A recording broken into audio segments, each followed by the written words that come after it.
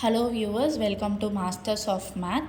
நான் இன்றைக்கி பிஎட் எக்ஸாமை எப்படி அப்ரோச் பண்ணலாம், எப்படி நம்ம லாஸ்ட் மினிட்டில் ப்ரிப்பேர் பண்ணலாம் அப்படின்ற டிப்ஸ் தான் நான் உங்களுக்கு கொடுக்க போகிறேன். என்னோடது எல்லாமே பார்த்தீங்கன்னா லாஸ்ட் மினிட் ப்ரிப்பரேஷன் தான். ஸோ அதை வச்சு தான் நான் உங்களுக்கு இம்பார்ட்டன்ட் கொஷின்ஸோட வீடியோஸ் எல்லாம் நான் கொடுத்துருக்கேன். என்னோடய ப்ரீவியஸ் வீடியோஸ் ரெஃபர் பண்ணி பாருங்கள்.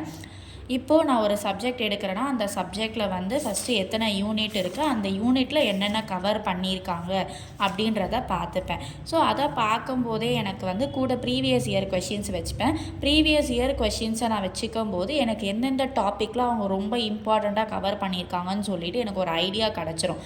ஸோ அந்த மாதிரி ஒரு ஐடியா கிடச்சதுக்கப்புறமா நான் என்ன பண்ணுவேன், அந்த கொஷின்ஸை மட்டுமே டார்கெட் பண்ணி படிக்காமல் ஃபஸ்ட்டு அந்த லெசனை ஒரு வாட்டி ஃபுல்லாக ஒரு ரீடிங் கொடுத்துருவேன்.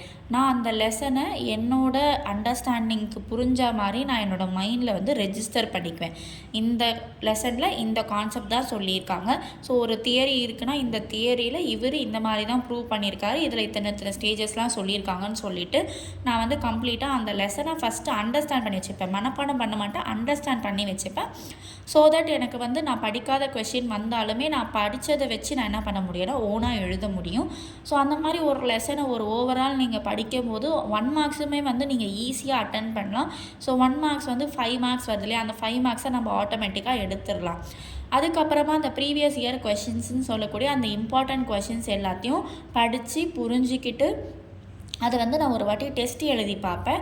ஸோ இப்போ நம்மளுக்கு நிறைய கொஷின்ஸ் இருக்குது, நம்மளுக்கு டேஸும் பார்த்திங்கன்னா கொஞ்சம் சின்னதாக இருக்குது. நீங்கள் கொஷின்ஸை பேராவாக எழுதாமல் அட்லீஸ்ட் ஹிண்ட் வைஸாச்சும் எழுதி பார்க்கலாம். ஸோ அது உங்கள் மைண்டில் நல்லாவே ரெஜிஸ்டர் ஆகும். ஸோ நம்ம புக்கை மட்டும்தான் ரெஃபர் பண்ணி படிக்கணுமா அப்படின்னா கிடையாது. நம்மளுக்கு இப்போ டெக்னாலஜி ரொம்ப வளர்ந்துருச்சு. நிறைய யூடியூப் சேனல்ஸில் நம்மளுக்கு கண்டென்ட்டும் கொடுக்குறாங்க. அதே மாதிரி நம்மளுக்கு ஏஐயும் இருக்குது. நீங்கள் ஒரு டாபிக் எடுத்துகிட்டு போய் ஏஐயில் போட்டிங்கனாலே அது உங்களுக்கான கண்டென்ட்டை கொடுத்துரும் நம்மளுக்கு புரிகிற வகையில். ஸோ அந்த மாதிரியும் நீங்கள் யூஸ் பண்ணி நீங்கள் படிக்கலாம்.